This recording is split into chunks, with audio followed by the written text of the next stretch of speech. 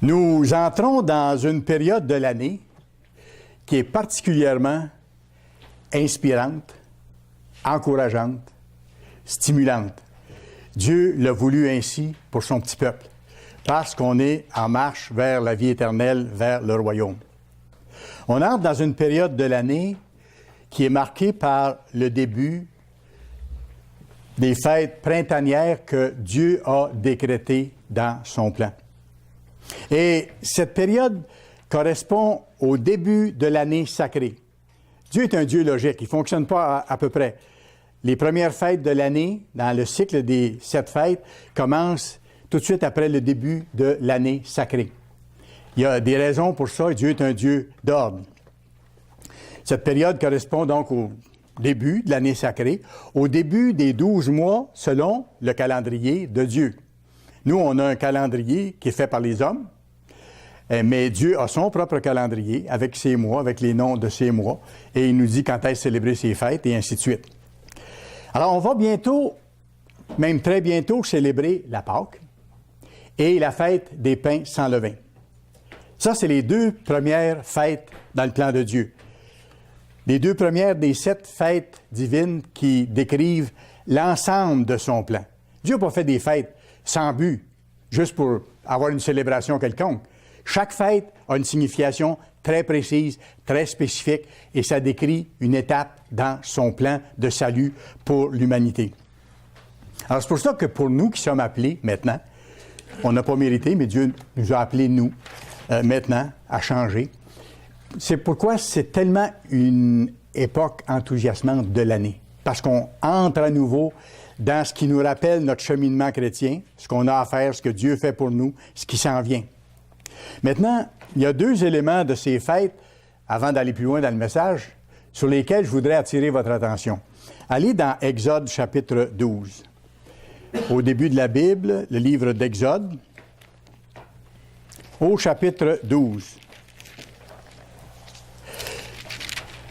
On sait qu'à ce moment-là, la nation d'Israël était en Égypte, ça faisait plusieurs centaines d'années, et Dieu se préparait à les sortir d'Égypte, à les libérer. Alors, Exode 12, versets 1 et 2. L'Éternel dit à Moïse et à Aaron, dans le pays d'Égypte, ils étaient encore en Égypte à ce moment-là, « Ce mois-ci sera pour vous le premier des mois. » C'est pour ça que je vous disais, selon le calendrier de Dieu, ça commence à cette époque-ci de l'année. « Il sera pour vous le premier des mois de l'année. » Bon, alors, Dieu donne ensuite, je ne vais pas lire tous les versets, mais Dieu donne ensuite l'ordre d'immoler un agneau parfait, représentant le sacrifice du Christ qui allait être offert plus tard, plusieurs centaines d'années par après. Verset 5. Il dit, « Ce sera un agneau sans défaut, l'agneau que vous choisirez. » Il parlait aux Israélites à ce moment-là. « Ce sera un agneau sans défaut, mâle, âgé d'1 an. Vous pourrez prendre un agneau ou un chevreau. Vous le garderez jusqu'au 14e jour de ce mois, et toute l'assemblée d'Israël l'immolera entre les 2 soirs. » Dieu est exactement précis. À un moment précis, la Pâque devait être célébrée. Et après, il dit, on prendra du sang de cet agneau et on en mettra sur les 2 poteaux et sur le linteau de la porte des maisons où on le mangera. Cette même nuit, on en mangera la chair rôtie au feu, on la mangera avec des pains sans levain, voyez-vous, et des herbes amères. Alors, maintenant, j'arrive au verset 11, le premier point sur lequel je vais attirer votre attention. Verset 11. Quand vous le mangerez, cet agneau-là, c'était la première Pâque de toutes les Pâques qu'il y a eu, vous aurez vos reins sains. Ça veut dire que vous serez déjà vêtus, habillés, prêts à partir. Vos souliers aux pieds et votre bâton à la main, le bâton de marche, et vous le mangerez à la hâte, c'est la Pâque de l'Éternel. Alors, c'est la première fois que la Pâque a été célébrée. C'est un décret que Dieu a donné, ça fait partie de ses lois, en fait, de ses ordonnances. Alors, le premier élément des fêtes du printemps sur lequel je veux attirer votre attention, c'est le fait qu'il y a une hâte. Il dit, vous le mangerez à la hâte. Ça indique quelque chose. Ça indique l'importance majeure de la situation associée avec le fait de prendre la Pâque. Ça indique qu'on ne doit pas la prendre à la légère. C'est quelque chose sur laquelle on doit concentrer notre attention. pour l'apprécier et faire les choses comme Dieu veut qu'on le fasse. Ça veut dire aussi une urgence liée à la situation.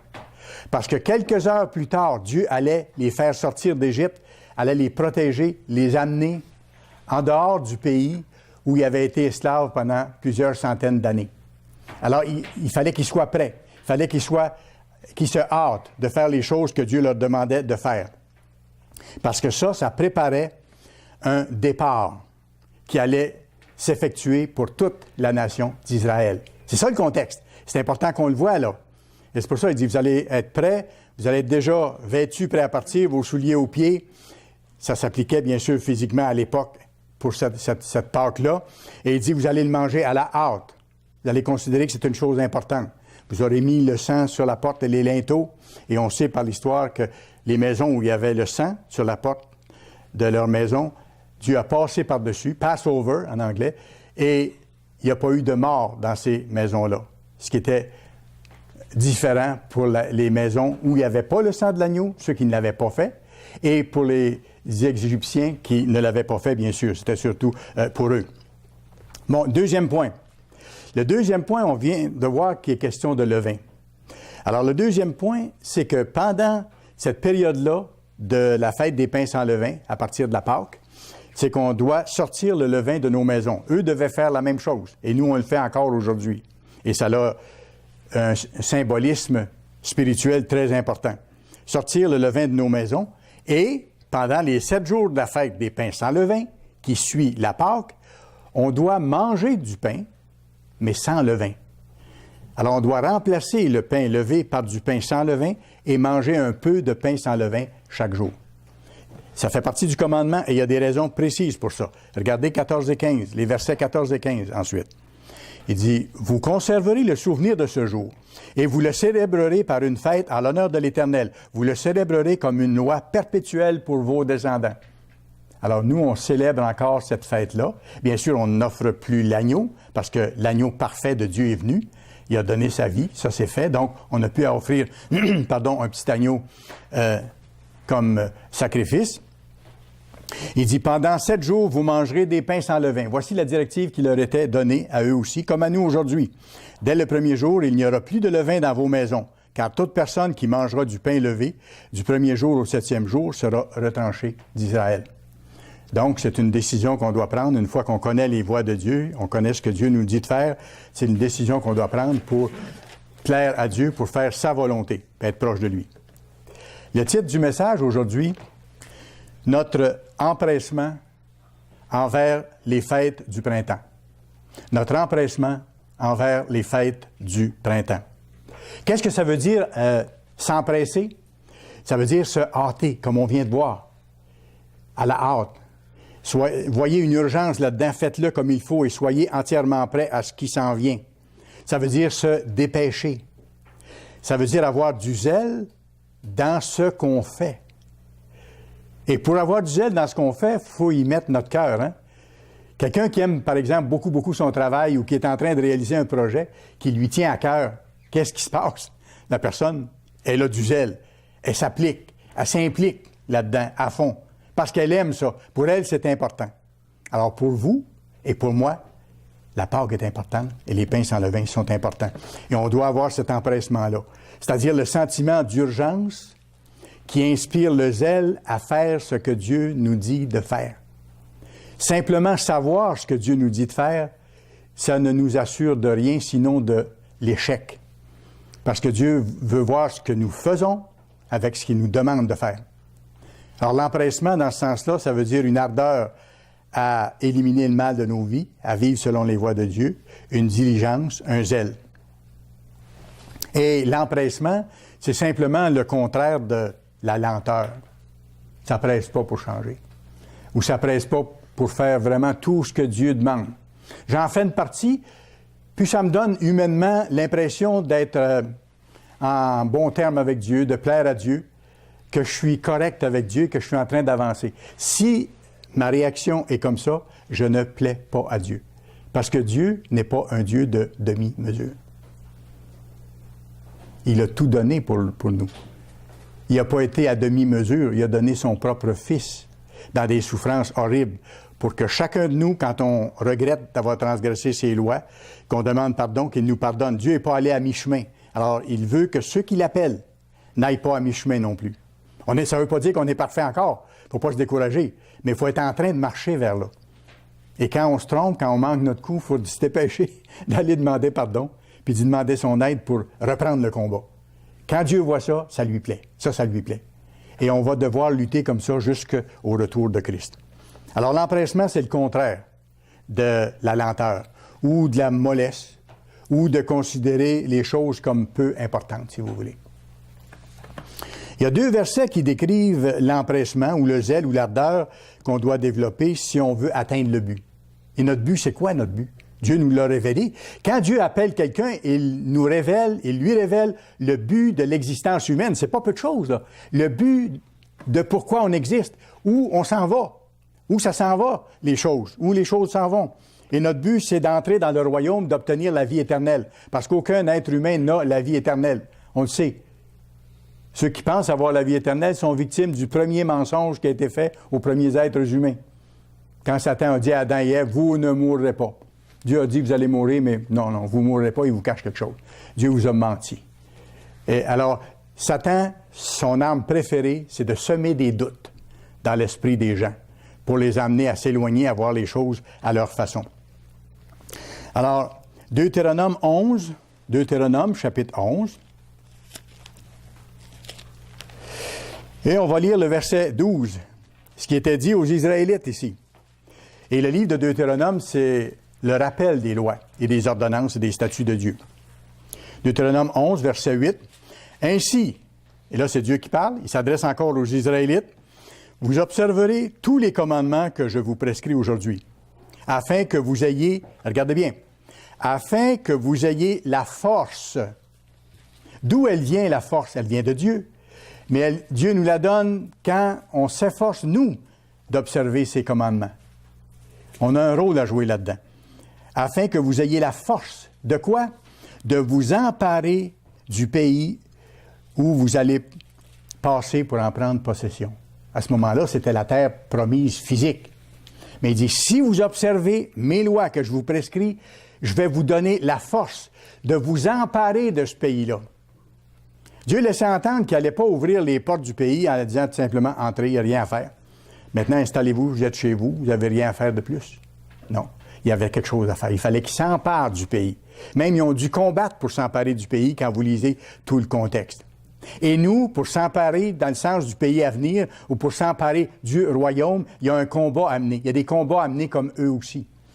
Et c'est pour ça que vous irez voir dans Matthieu 11, verset 12, vous irez voir Matthieu 11, verset 12, depuis le temps de Jean-Baptiste, c'est Jésus qui parle, jusqu'à présent, le royaume des cieux, ce qu'on veut avoir, le royaume de Dieu, c'est sa famille, son gouvernement, ce dans quoi on veut entrer, naître à nouveau, avoir la vie éternelle. Depuis le temps de Jean-Baptiste jusqu'à présent, le royaume des cieux, dit le Christ, il est forcé. Il est forcé. Et ce sont les violents qui s'en emparent. Avez-vous remarqué? La même expression que quand Dieu a dit « Observez mes lois pour avoir la force de vous emparer du pays ». C'était la terre promise à l'époque. Alors, il nous dit à nous maintenant, sur le plan spirituel, pour avoir la force d'entrer dans le royaume, de faire le chemin pour changer jusque-là, obéissez à mes lois et je vais augmenter ma force en vous. Je vais être avec vous pour que vous réussissiez, pour que vous vous empariez du royaume. C'est sûr que c'est lui qui nous le donne, mais il faut faire le travail de vouloir s'en emparer, de le considérer comme important. Ces 2 versets-là vont ensemble et sont drôlement encourageants. Comprenez-vous maintenant pourquoi les fêtes de Dieu sont si importantes? Elles représentent son plan et elles représentent aussi les étapes que nous avons à franchir dans notre vie spirituelle, qu'on doit faire confiance à Dieu, croire à sa parole, mais qu'il faut se préparer de tout cœur au début de l'année à célébrer la Pâque et à célébrer la fête des pains sans levain. Avec joie, avec enthousiasme, même si c'est exigeant. Parce que c'est exigeant, il faut faire notre ménage des pains. Il faut s'examiner spirituellement.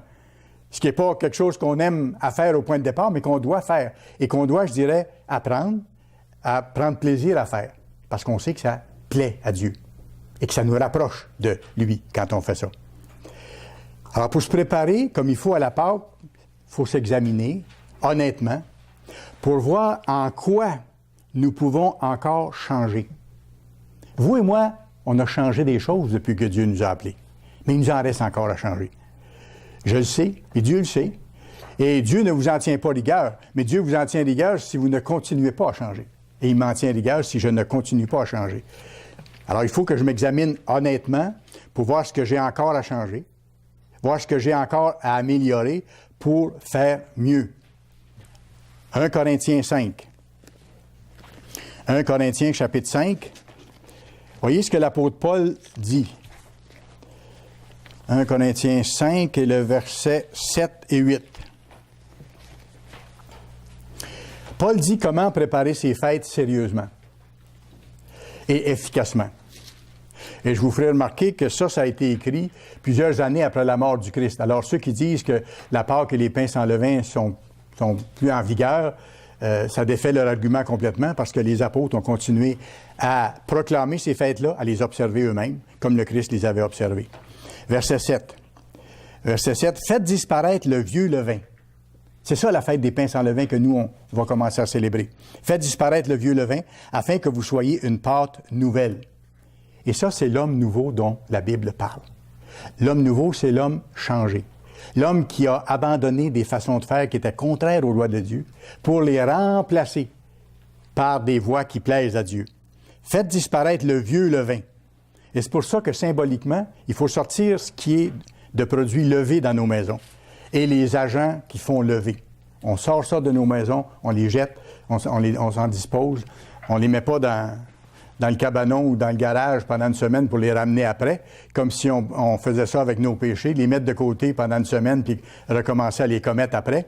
Non, il faut les éliminer complètement, faire ce ménage-là le mieux qu'on peut. Faites disparaître le vieux levain afin que vous soyez une pâte nouvelle, puisque vous êtes sans levain, parce que le Christ, notre Pâque, a été immolé. Et quand on passe par les eaux du baptême, le Christ devient effectivement notre Pâque. Il est mort pour chacun des êtres humains individuellement. Et le jour où on regrette d'avoir causé sa mort en transgressant les lois, le jour où on demande pardon, où on a un vrai repentir, on peut être baptisé. Et à ce moment-là, le Christ devient notre Pâque personnel. Et il efface tous les péchés qu'on a commis dans le passé. Car le Christ, notre Pâque, a été immolé. Et après, Paul dit, « Célébrons donc la fête, non avec du vieux levain. Laissez ça de côté. Non avec du levain de malice et de méchanceté, comme vous et moi nous avions, et malheureusement que nous avons encore parfois. Mais avec les pains sans levain de la pureté et de la vérité. » Et quand on mange le pain qui n'a pas de levain dedans, ça représente la vérité de Dieu, ça représente la pureté à laquelle on veut accéder, ça représente le sacrifice parfait du Christ. 2 Corinthiens 13, juste un peu plus loin. 2 Corinthiens chapitre 13, verset 5. Ça s'applique aussi aux fêtes du printemps. Examinez-vous vous-même. Et je sais que plusieurs dans l'Église ont déjà commencé à le faire, et c'est bien. Examinez-vous vous-même. On le fait tout au long de l'année, remarquez bien, parce qu'on fait le bilan chaque semaine un peu, et parfois même à la fin des journées pour voir ce qu'on a fait de bien et de mal pour changer. Mais il y a une saison particulière de l'année où Dieu dit, mettez l'accent là-dessus pour vraiment faire le ménage complet puis examiner là où vous êtes rendu. Paul dit, examinez-vous vous-même pour savoir si vous êtes dans la foi. Parce que l'esprit humain ou le cœur humain étant tordu, étant tortueux, comme la Bible dit, on peut, sans s'en rendre compte, se laisser détourner à un moment donné ou ne plus voir les choses qu'on avait vues au début ou commencer à dire que je vais faire les choses à ma façon, c'est pas correct ce que je vois autour, c'est pas... alors, on peut s'éloigner à ce moment-là de Dieu sans s'en rendre compte. Alors, Paul dit, examinez-vous vous-même pour voir si vous êtes dans la foi. Éprouvez-vous vous-même. Ne reconnaissez-vous pas que Jésus-Christ est en vous, à moins que vous ne soyez désapprouvé? Alors, après avoir été approuvé, ça veut dire une chose, c'est que si on n'agit pas selon ce que Dieu nous demande, si on ne s'efforce pas de marcher dans ses voies, c'est qu'on peut être désapprouvé. De la même façon que si on s'obstine à ne pas pardonner à quelqu'un qui nous aurait fait du tort, et quand je veux dire pardonner, c'est tourner la page, pardonner, ne plus y penser et ne plus ramener la question. Ça, c'est pardonner. Et être capable de voir la personne, de lui sourire, de lui donner la main, de lui souhaiter des bonnes choses et d'être proche de la personne. Ça, c'est pardonner. Si je ne suis pas capable de faire ça, comment est-ce que je peux prendre la Pâque et demander à Dieu de me pardonner? Le Christ a dit, si vous ne pardonnez pas aux hommes leurs offenses, et tôt ou tard, elles viennent, ces offenses-là, de toutes parts, de tous côtés. Si vous ne pardonnez pas aux hommes leurs offenses, votre Père qui est dans le ciel ne vous pardonnera pas non plus. C'est une condition de départ que Dieu nous donne. Alors, Paul dit, examinez-vous, vous-même, évaluez-vous. Écoutez, on a même besoin de Dieu pour ça, pour être capable de s'évaluer. Puis voir les choses qu'on n'est pas capable de voir de nous-mêmes au point de départ. Il y a beaucoup de choses que Dieu m'a montrées, par exemple, au cours de la dernière année, que je n'avais pas vues auparavant. Et je suis content qu'il me l'ait montré, même si ça a été parfois difficile. Parce que ça veut dire qu'il nous aime. Quand Dieu fait ça, qu'il nous montre des choses qu'on a à changer, c'est parce qu'il nous aime. Quand on corrigeait nos enfants puis qu'on leur disait « Vous ne faites plus ça parce qu'il y a un danger pour vous », c'est parce qu'on les aimait, c'est pas parce qu'on les aimait pas. Alors Dieu fait la même chose avec nous. Il nous montre les choses qu'on a à changer.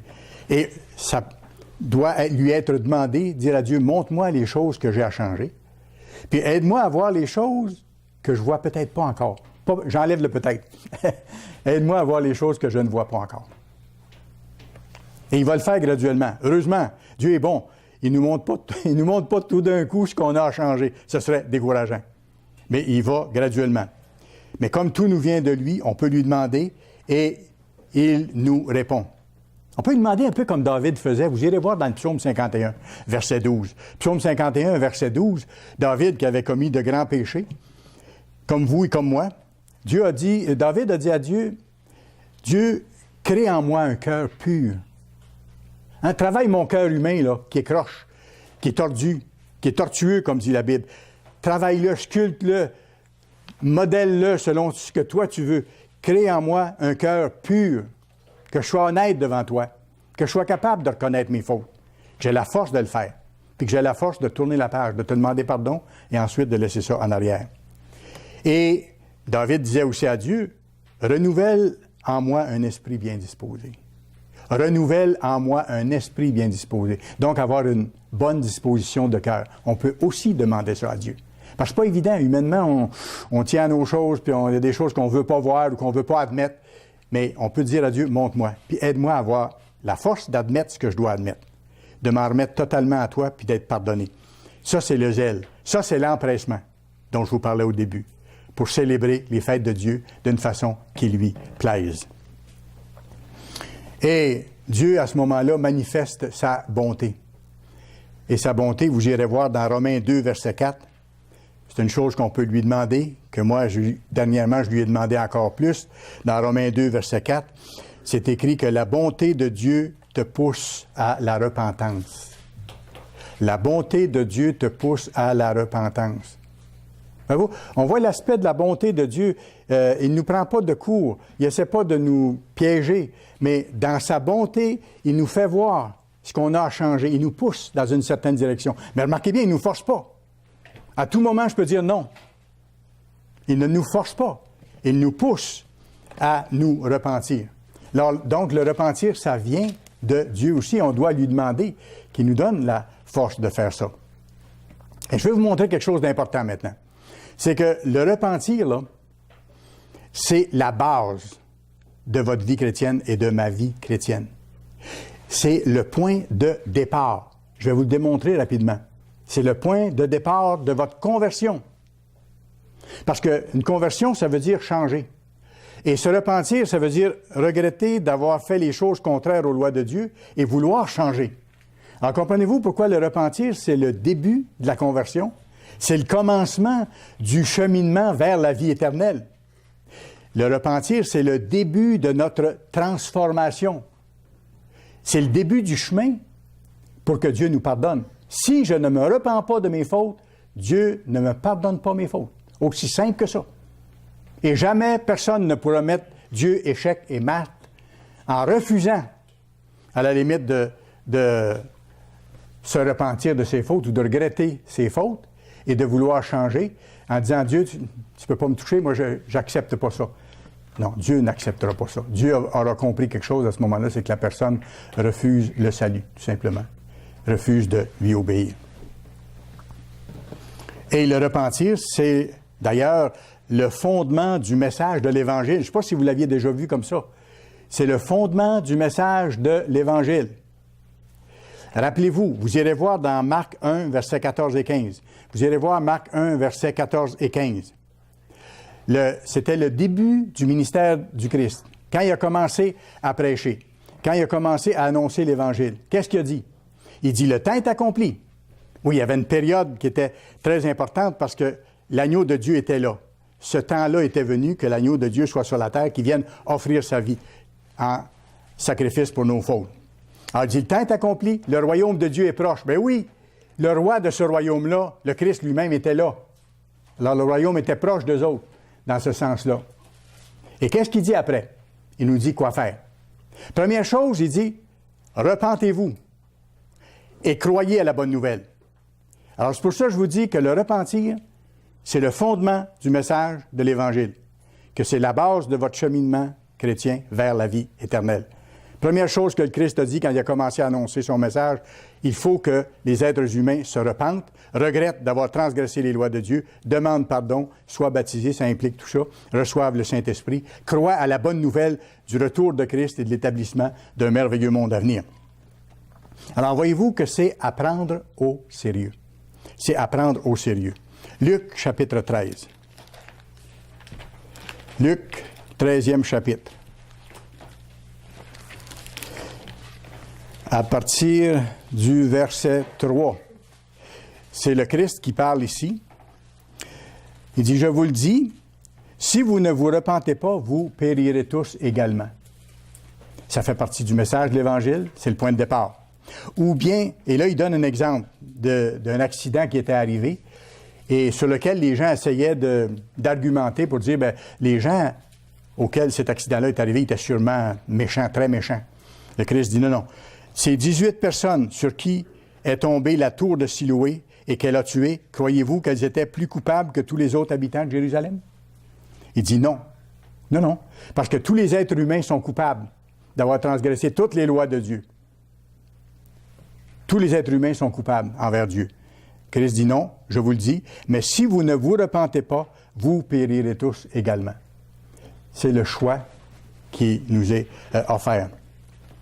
Et se repentir, juste pour préciser un peu plus, se repentir, c'est être profondément attristé d'avoir transgressé les lois que notre Père nous a données, d'avoir ainsi causé la mort de notre Créateur, parce que c'est le Christ qui nous a créés.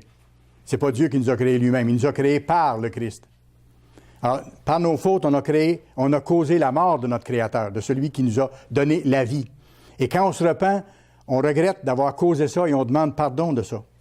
Et se repentir, on regrette profondément aussi d'avoir fait du mal aux autres et de s'être fait du mal à soi-même.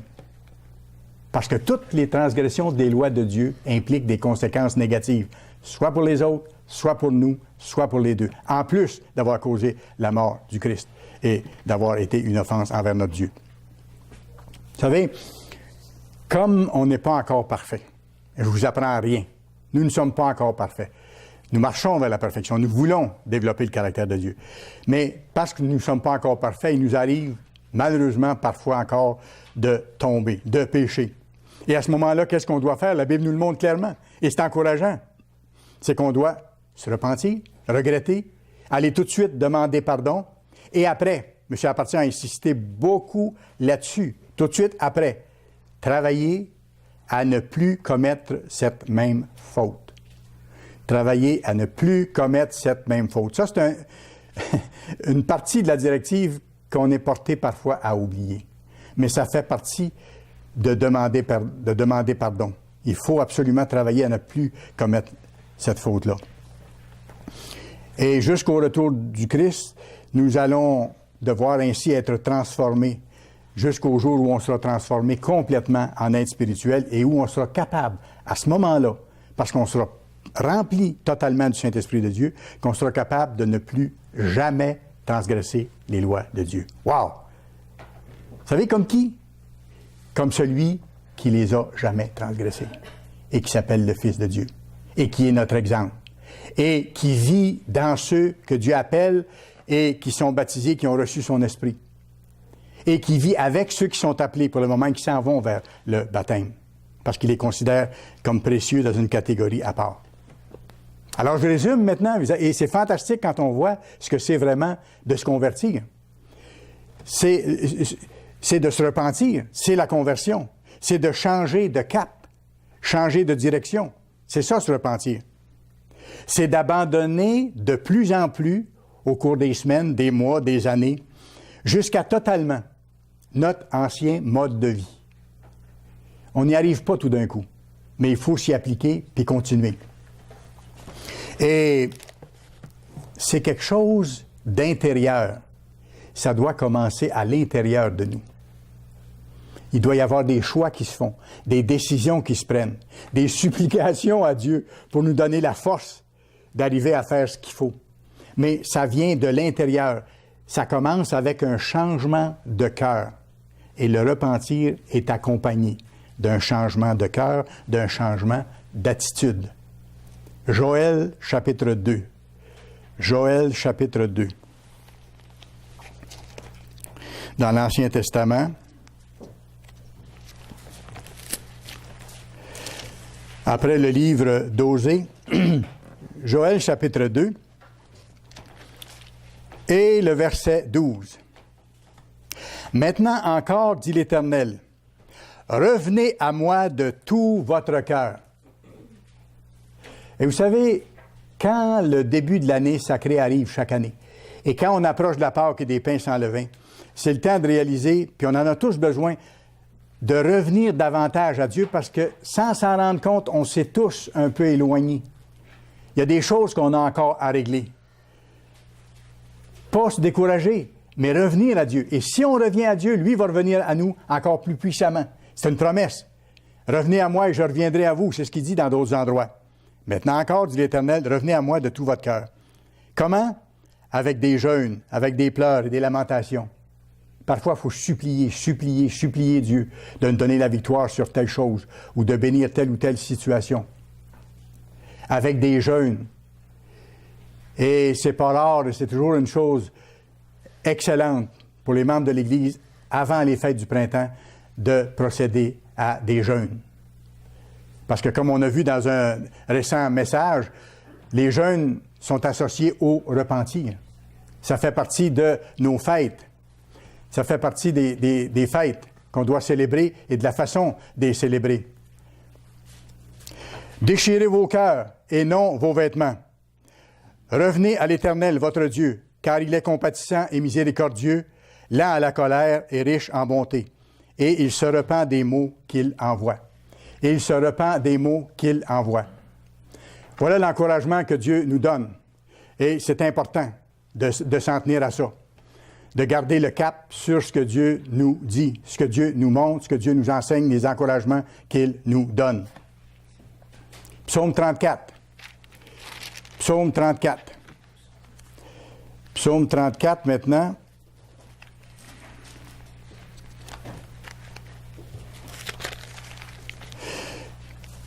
Commençons à lire le verset 20.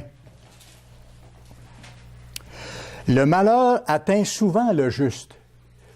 Le juste, ce n'est pas celui qui est parfait. C'est celui qui s'efforce de marcher dans la justice de Dieu. Et dans le texte original ici, c'est plus précis. Au lieu d'être « le malheur atteint souvent le juste », c'est « nombreuses sont les afflictions de celui qui pratique la justice ». Nombreuses sont les afflictions de celui qui pratique la justice. Ça, c'est la déclaration que Dieu fait au point de départ. Mais regardez, « mais l'Éternel l'en délivre toujours ». Mais l'Éternel l'en délivre toujours. Pourquoi? Parce qu'il continue, celui-là, à vouloir pratiquer la justice de plus en plus et de mieux en mieux.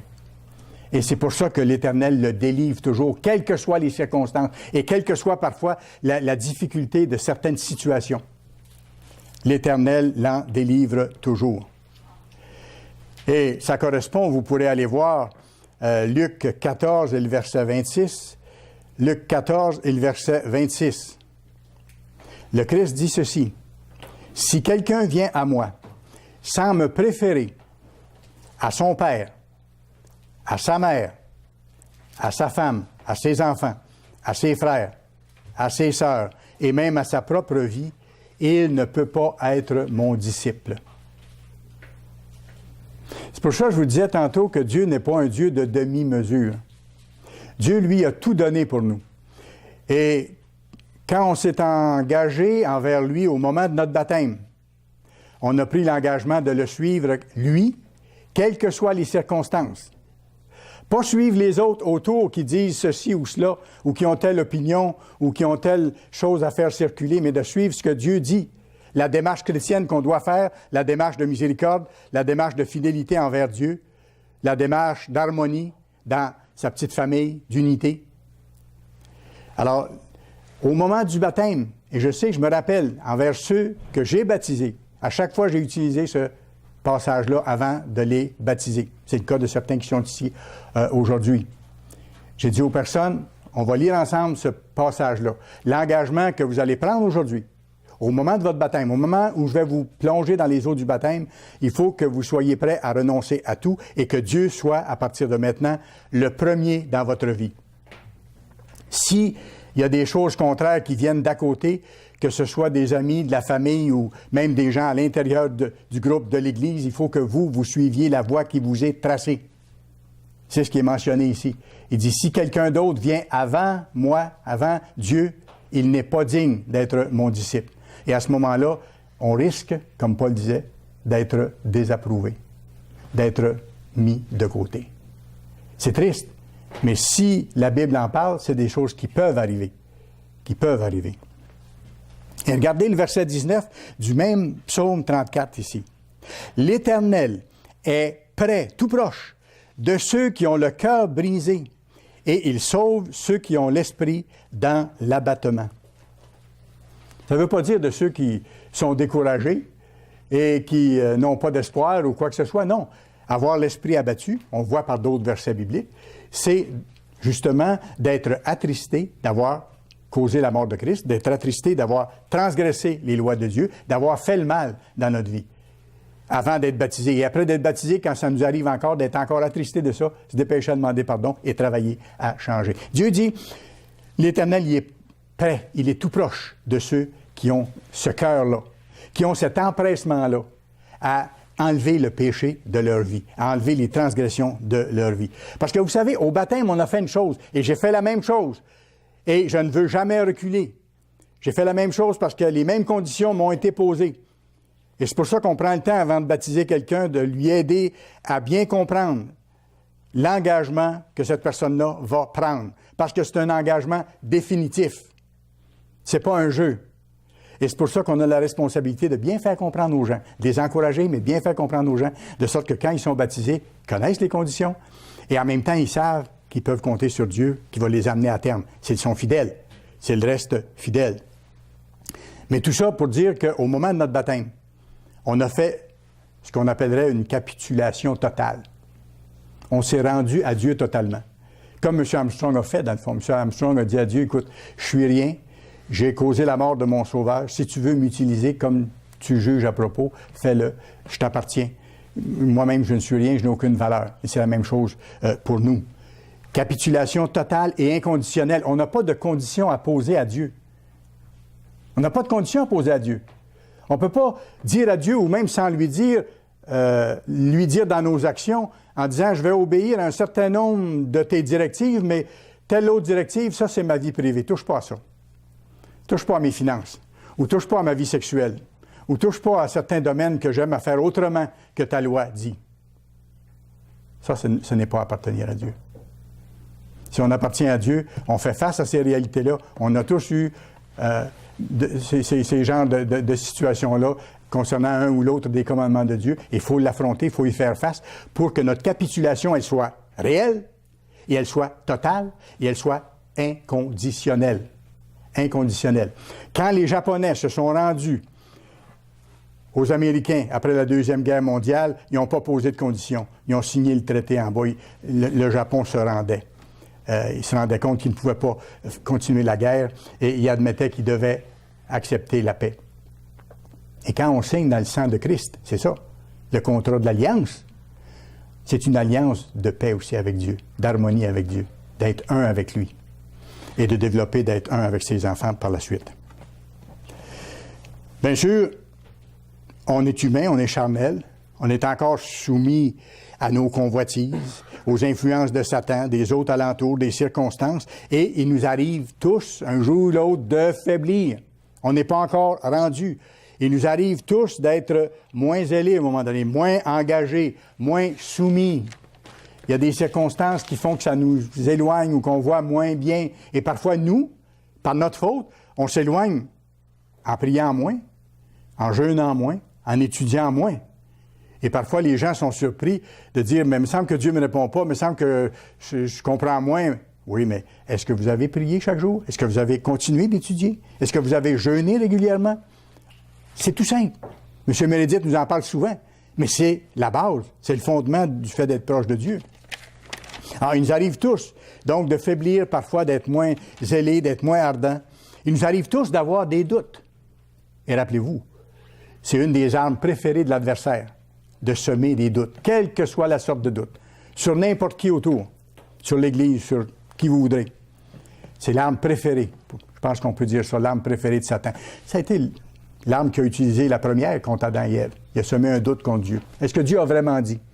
Dieu, autrement dit, Satan a dit à Adam et Ève, dans le fond, Dieu est menteur. C'est ça. Il a dit, Dieu est menteur, il ne vous a pas dit la vérité. Et Satan continue à utiliser la même méthode, exactement. Il nous arrive parfois d'avoir des moments de découragement. C'est humain. C'est pas une faute. C'est pas une faute. Il nous arrive parfois d'avoir peur de ne pas arriver au but. Je peux vous dire une chose. Si vous avez peur de ça, vous avez raison. Et s'il m'arrive d'avoir peur de ça, j'ai raison d'avoir peur de ne pas arriver au but.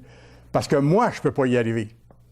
Mais il y en a un qui dit qu'il va me rendre au but si moi, je suis persévérant et si je m'applique à le supplier, à jeûner, à prier, à faire sa volonté, à changer. Il a dit qu'il va m'amener au but. À ce moment-là, quand ça nous arrive, il faut se rappeler la grandeur de notre appel unique. Dieu ne nous a pas appelés pour rien. Dieu appelle un tout petit troupeau maintenant, c'est pas inutile, c'est pas sans but. Il y a un but bien précis. Comme ces fêtes arrivent précisément, comme l'année sacrée arrive précisément, comme les prophéties se réalisent précisément. Quand Dieu appelle quelqu'un, c'est précisément pour l'amener à terme si la personne ne refroidit pas et ne se détourne pas, ne se laisse pas embarquer dans des doutes ou des accusations ou quoi que ce soit, ou ne cesse pas de lui plaire. Il faut se rappeler la grandeur de notre appel qui est unique. Il faut se rappeler, c'est pour ça que j'ai mentionné ça tantôt, il faut se rappeler notre engagement. On a dit à Dieu, moi je me rappelle, il n'y a pas de circonstances qui doivent m'éloigner de toi ou me détourner de toi. Même si c'est difficile, il faut que je continue, donne-moi la force. Et je veux encore le faire. C'est un peu comme Josué, hein? Quand Josué a dit, moi et ma maison, nous allons suivre l'Éternel. Vous autres, faites ce que vous voulez. C'est comme M. Armstrong avait dit à un moment donné aussi, quand il y a plein de monde qui l'accusait dans l'Église et quand on a fait toutes sortes de choses pour l'éliminer et l'enlever de là, M. Armstrong a dit, si je dois être le seul à terminer cette œuvre-là, je vais la terminer seul. J'ai un travail à faire et je vais le faire. M. Armstrong avait cette détermination-là. Il avait pris l'engagement de servir Dieu. Il faut toujours se rappeler qu'on peut compter sur celui à qui rien n'est impossible.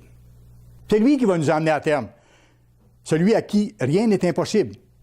Mais si moi je suis proche, si moi je le supplie, il veut voir si je suis avec lui de tout cœur, si je m'empresse, s'il y a une hâte en moi, s'il y a un zèle, s'il y a une ardeur, si je considère comme précieux son appel, le but de l'existence et son aide, l'aide qu'il me promet. Il faut se hâter, s'empresser de revenir à Dieu lorsqu'il y a des moments plus creux. Et il y en a automatiquement.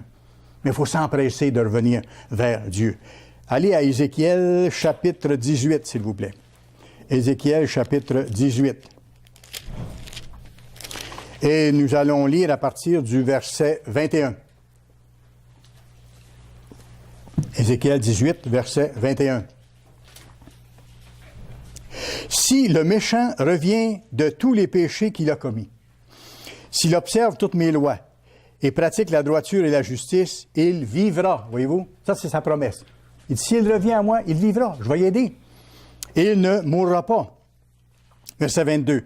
Toutes les transgressions qu'il a commises seront oubliées. Et il vivra à cause de la justice qu'il a pratiquée. Ce que je désire, Est-ce que c'est que le méchant meurt? Dit le Seigneur. N'est-ce pas qu'il change de conduite et qu'il vive? Dieu veut qu'on change pour justement nous donner la vie éternelle. Et entre-temps, nous bénir, nous encourager, nous soutenir, comme sur des ailes d'aigle. Mais regardez le verset 21. Si par contre, le juste, celui qui a commencé à pratiquer la justice, qui a connu Dieu, se détourne de sa justice et commence à commettre l'iniquité, pas par faiblesse, des faiblesses, ça nous arrive tous, mais si la personne commence à repratiquer des choses anciennes et à les garder, si le juste se détourne de sa justice et commet l'iniquité, s'il imite toutes les abominations du méchant, vivra-t-il? Est-ce qu'il va continuer? Toute sa justice sera oubliée. Autrement dit, tout ce qu'il a fait depuis le début, ça sera effacé du tableau. Parce qu'il s'est livré à l'iniquité. Voyez-vous, ce n'est pas une faute par faiblesse, là. Il s'est livré à l'iniquité. Moi, je vis comme ça. C'est pas un homme qui va me dire quoi faire. Puis c'est pas un ministre de Dieu qui va me dire quoi faire. Puis c'est pas l'Église de Dieu qui va me dire quoi faire. Dans le fond, ça veut dire une chose. C'est pas Dieu qui va me dire quoi faire. Quand on entend ce genre de raisonnement-là, ça fait frémir. Parce que en arrière de ça, il y a le grand patron. Toute sa justice sera oubliée parce qu'il s'est livré à l'iniquité et au péché, et à cause de cela, il mourra. Il mourra. Gardez votre place ici. Je vais aller dans Matthieu 22. Matthieu 22. C'est une parabole que le Christ a donnée qui a rapport avec ça de façon impressionnante. Matthieu chapitre 22. C'est la parabole du festin des noces. Le festin des noces. Matthieu 22, versets 1 et 2. Jésus, prenant la parole, leur parla de nouveau en parabole et il dit, « Le royaume des cieux, donc la famille de Dieu, le gouvernement de Dieu qui sera établi sur la terre, est semblable à un roi qui fit des noces pour son fils. » Allez au verset 9. Je ne lirai pas tout le contexte, vous pourrez le faire vous-même. Verset 9. Il avait demandé au point de départ, il avait lancé des invitations, plusieurs ont refusé et tout ça. Après ça, le roi dit, « Allez donc dans les carrefours, au coin des rues, et appelez aux noces tous ceux que vous trouverez. » C'est Dieu qui appelle, ça on le sait. Verset 10. Ses serviteurs allèrent dans les chemins, rassemblèrent tous ceux qu'ils trouvèrent, méchants et bons, et la salle des noces fut pleine de convives. Le roi entra. Bon, voici les noces. Le roi entra pour voir ceux qui étaient à table. Et il aperçut là un homme qui n'avait pas revêtu les habits de noces. Quelqu'un avait été là pendant longtemps, au milieu de ceux que Dieu avait invités. La personne avait été là pendant longtemps, mais n'avait pas revêtu les habits de noces. Les habits de noces, c'est le fin lin des saints, qui sont les œuvres de justice des saints, de marcher dans ses voies avec miséricorde, avec bonté. Il n'avait pas revêtu son habit de noces. Et il lui dit, « Mon ami, comment es-tu entré ici sans avoir l'habit de noces? » Cet homme eut la bouche fermée. Alors le roi dit au serviteur, « Liez-lui les pieds et les mains et jetez-le dans les ténèbres au dehors, où il y aura des pleurs et des grincements de dents. » Il y a beaucoup d'appelés, mais peu d'élus. Alors, ça donne à réfléchir, parce que cet homme-là avait, autrement dit, fait son chemin jusqu'au milieu de la noce du grand roi. Mais il ne lui appartenait pas vraiment, parce qu'il n'avait pas revêtu une autre façon de faire. Et tout de suite, il a été identifié et Dieu a dit, « Tu n'as pas d'affaire ici. » C'est exactement comme on vient de lire dans Ézéchiel. Maintenant, retournons dans Ézéchiel. On a vu dans Ézéchiel tantôt que celui qui revient à Dieu, qui se repentit, Dieu l'accueille, dit « Tu ne mourras pas, je vais travailler avec toi, je vais t'aider. » Mais celui qui se détourne après avoir pratiqué la vérité, après avoir connu la vérité, il dit qu'il y a des choses difficiles auxquelles on peut s'attendre. Et le verset 25 maintenant, vous dites « La voie du Seigneur n'est pas droite. » Voyez-vous? C'est pas une bonne façon de faire dans l'Église, ça. Écoutez donc, maison d'Israël, est-ce ma voix qui n'est pas droite? N'est-ce pas plutôt vos voix qui ne sont pas droites? Si le juste se détourne de sa justice, celui ou celle qui était là, mais qui se détourne, qui abandonne, qui commence à agir mal, créer de la difficulté, et commet l'iniquité, et meurt pour cela, il meurt à cause de l'iniquité qu'il a commise. Voyez-vous, toutes nos actions ont des conséquences. Qui que ce soit. Toutes nos actions ont des conséquences. Et regardez le verset 27. « Si le méchant revient de sa méchanceté et pratique la droiture et la justice, il vivra et il fera vivre son âme. S'il ouvre les yeux et se détourne de toutes les transgressions qu'il a commises, il vivra et il ne mourra pas. Et ça nous ramène au sens des pains sans levain. C'est le temps, frères et sœurs, de revenir à Dieu plus que jamais. Moi, j'ai des choses dans lesquelles je dois revenir à Dieu plus qu'avant. Et je lui demande de me montrer au cours de la préparation de ces fêtes et au cours de ces fêtes elles-mêmes. Pour être proche de lui, là, mais vraiment de tout cœur. Pour vivre les fêtes avec zèle, avec empressement. C'est ça, la fête des pains sans levain. À ce temps-ci de l'année, il faut davantage s'examiner. Il faut davantage identifier nos transgressions, nos faiblesses. Et c'est intéressant parce qu'il y a un membre de l'Église qui m'a mentionné cette semaine avoir commencé, dans son examen personnel, à se servir des 10 commandements. La personne a dit, bien, je prends un commandement une journée, mettons, puis je fais une étude là-dessus, je regarde ce en quoi j'ai pu transgresser ce commandement-là et voir ce que j'ai à changer, à améliorer. C'est une des façons de faire. Il y a d'autres façons, mais j'ai trouvé que c'était intéressant. C'est une bonne façon de procéder. Mais voyez-vous, il faut planifier. Ça ne vient pas à peu près. Comme là, c'est le temps de planifier notre saison du printemps pour les fêtes. Qu'est-ce que je vais étudier? Qu'est-ce que je vais demander à Dieu? Quand je vais jeûner? Qu'est-ce que je vais demander à Dieu dans mon jeûne? Le jeûne, c'est de demander à Dieu de nous repentir, de nous montrer nos fautes. Planifier, d'éliminer le levain physique de nos maisons aussi. On a commencé chez nous un peu. Dans les pièces où on va plus rarement, là, on a commencé à faire ça, de sorte qu'on ne retournera plus là. On s'en va vers le point zéro. On va finir vers la cuisine. Et bien sûr, on achète plus de produits levés, les biscuits, les pains, les gâteaux, et ainsi de suite. Alors, on s'en va vers le point zéro. Et il faut réaliser que c'est un travail, oui, mais ce n'est pas une corvée. Parce que c'est Dieu qui l'a voulu, puis il est en train de nous montrer quelque chose. C'est un encouragement pour nous. C'est pas quelque chose qui est sans signification. Ça veut dire énormément et c'est lié directement avec notre salut, avec la vie éternelle, avec le gouvernement de Dieu, avec le monde à venir. Et vous savez, même si on fait, je pense que c'est bon que je fasse cette parenthèse-là, même si on fait un ménage comme il faut dans notre maison pour enlever les miettes de pain, puis enlever le pain lui-même et tout ça, on va avoir des surprises probablement au cours de la semaine. Moi, je vais faire le ménage bientôt dans mon auto aussi, là. Mais on aura des surprises durant la semaine des pains sans levain. On va peut-être trouver quelque chose qui est resté avec du levain. À ce moment-là, il s'agit de le jeter aussitôt, bien sûr, mais il y a une leçon. C'est que spirituellement, il y a des choses qu'on ne voit pas encore dans notre vie spirituelle. Et Dieu va nous les montrer en cours de route. À ce moment-là, on travaillera dessus. Dieu ne nous en voudra pas pour ça, mais il va s'en servir pour nous montrer. Alors, on élimine donc le pain levé, les gâteaux, les biscuits, ces choses-là, et on planifie d'enlever le levain spirituel, tout ce qui est contraire aux lois de Dieu. Et ça, c'est notre grande priorité. Donc, identifier nos transgressions, pas avoir peur d'identifier nos transgressions. Dire à Dieu, je sais que j'ai transgressé, même dans des choses que j'ignore, montre-moi. Et quand on lit la Bible, quand on prie à Dieu, on découvre des choses qu'on a faites qui étaient contraires à la loi de Dieu. On découvre des faiblesses. Et à ce moment-là, et je reviens là-dessus, je l'ai mentionné rapidement tantôt, il faut prendre les moyens de ne plus les répéter. Sans ça, l'exercice ne sert à rien. Si je ne prends pas les moyens pour ne plus les répéter, ça ne sert à rien. Il faut que je m'éloigne de ce qui peut m'amener à pécher. Voyez-vous? Il faut que je m'éloigne soit des endroits, soit des personnes, soit des situations, des circonstances qui peuvent m'amener à pécher. Pas m'exposer, autrement dit. Vous savez, je prends souvent l'exemple, celui qui a des problèmes avec l'alcool, bien, il ne garde pas son sous-sol plein de boissons. Il s'organise pour qu'il n'y en ait pas. Fait que s'il y a une tentation qui vient, il n'est pas proche.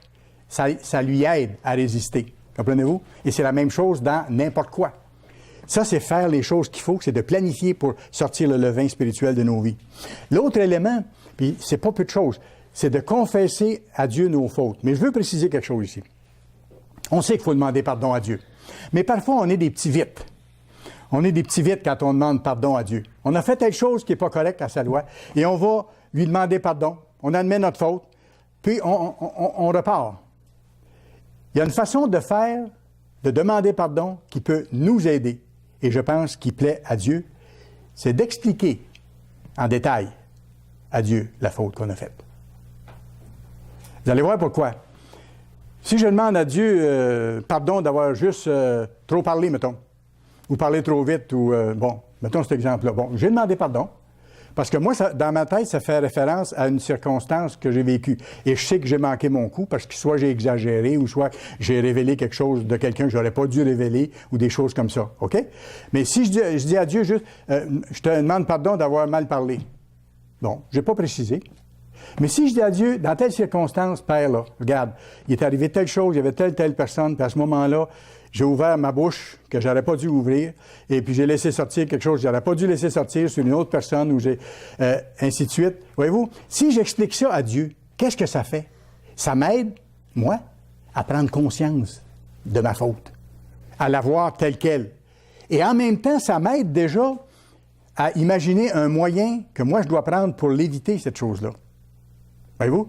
Vous dites, la prochaine fois que ça va arriver, Dieu, là, aide-moi à réagir de telle façon dans cette circonstance-là. Voyez-vous, le péché il devient comme plus réel et on l'explique à Dieu, on lui demande son aide en détail et on voit tout de suite comment on pourrait réagir pour changer ça. Vous savez? S'il y a des choses qui apparaissent à la télévision, même durant les bulletins de nouvelles, qui sont des choses de nudité ou de violence extrême ou de choses comme ça, bien, la prochaine fois, là, quand ça apparaît, je change de poste tout de suite pour aller à l'autre station puis revenir finir les nouvelles. Puis s'il y en a trop, je prendrai les nouvelles sur Internet où il y en a moins. Voyez-vous? Alors, on peut, comme ça, se prévaloir de nos confessions à Dieu pour que ce soit vraiment efficace.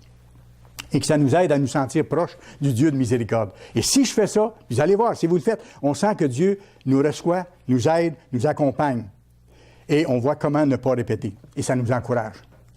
Il y a une autre chose aussi qu'il faut faire durant la période de la fête des pains sans levain. C'est de s'encourager. Parce que ça semble négatif au point de départ. Dans un sens, ça l'est aussi, de voir les choses qu'on n'a pas réussies. Mais regardez aussi, puis dites merci à Dieu, des choses que vous avez réussi à faire cette année. Vous avez réussi à faire des choses. Vous êtes vivant, vous avez bougé. Si vous êtes à l'Église et si vous êtes en train d'obéir à Dieu, vous avez réussi à faire des choses. Dites à Dieu merci de ce qui vous a aidé dans telle ou telle circonstance. Voyez-vous? Et ça vous fait réaliser qu'il y a un certain chemin de fait. On n'est pas rendu, mais il y a du chemin d'accompli. Et Dieu veut qu'on le voie parce qu'il veut qu'on soit encouragé. Parce qu'on a beaucoup d'épreuves, particulièrement avant les fêtes du printemps. Et cette année, je réalise qu'il y a plusieurs dans l'Église qui ont toutes sortes d'épreuves. Que ce soit la maladie, que ce soit lié à l'emploi, que ce soit des problèmes de famille ou autres. Et c'est pas facile. C'est pas facile. Mais Dieu avait pas dit que ce serait facile non plus. Mais il avait dit, quelles que soient les circonstances, il faut que je sois en premier. Il ne faut pas que ma vie passe en premier, ni ma famille, ni mon travail, ni... c'est Dieu en premier. Il dit, si vous faites ça, je vais être avec vous. Parce qu'il ne faut pas que ces choses-là nous ralentissent. Il ne faut pas que ça nous fasse douter de Dieu et il ne faut pas que ça nous fasse oublier notre engagement de baptême. Il faut toujours qu'il reste là, lui. C'est le contrat le plus important que vous avez signé au cours de votre existence et que vous ne signerez jamais. Pourquoi? Parce qu'il engage une vie éternelle. C'est pas peu de choses, là. Il engage une vie éternelle. Faites confiance au rocher des siècles, à celui qui délivre ceux qui persévèrent, quelles que soient les circonstances. Ça aussi, c'est une promesse. Et on peut la réclamer. Dire à Dieu, je suis dans des circonstances difficiles, mais tu es le Dieu à qui rien n'est impossible. Ésaïe 41. Ésaïe, chapitre 41. Versets 10 et 11.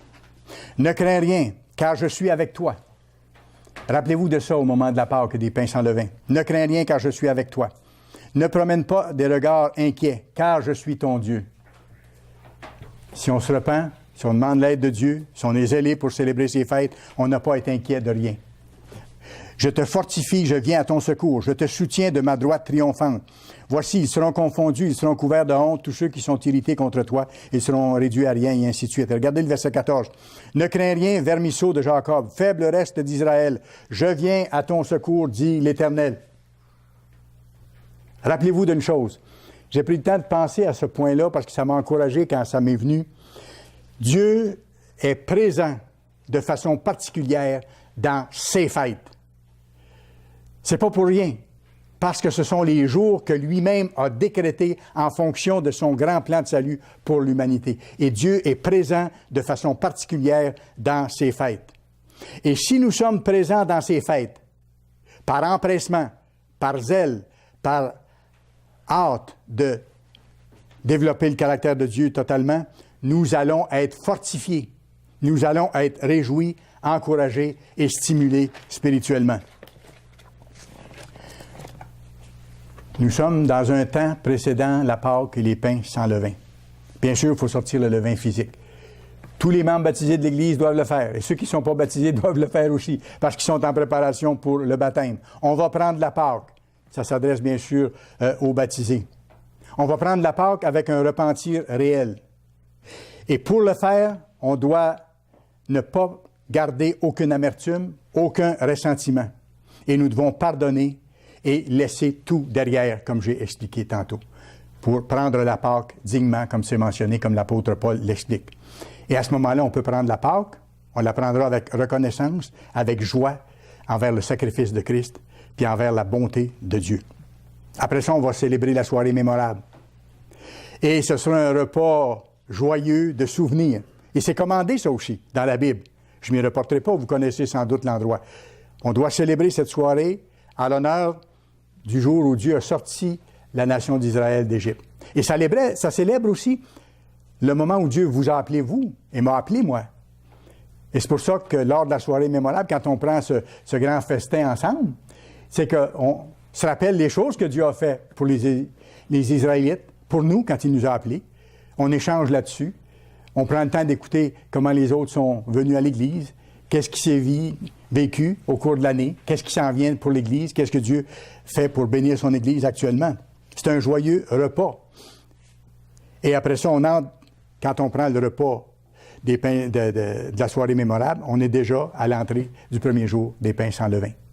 Et là, c'est la semaine des pains sans levain, où chaque jour, on mange un peu de pain sans levain, le pain de la pureté, le pain de la vérité, le pain qui symbolise le Christ parfait qui n'a jamais péché. Notre exemple, comme qui on veut devenir.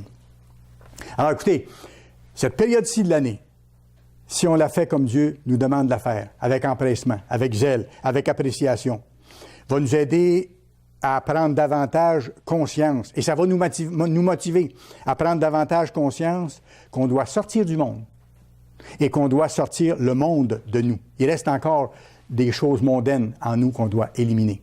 Et c'est pour ça que le Christ dit dans Apocalypse 18, verset 4, « Sortez du milieu d'elle, sortez de cette société, mon peuple, afin que vous ne participiez point à ses péchés et que vous n'ayez point part à ces fléaux qui approchent. » Parce qu'à un moment donné, Dieu va tracer la ligne.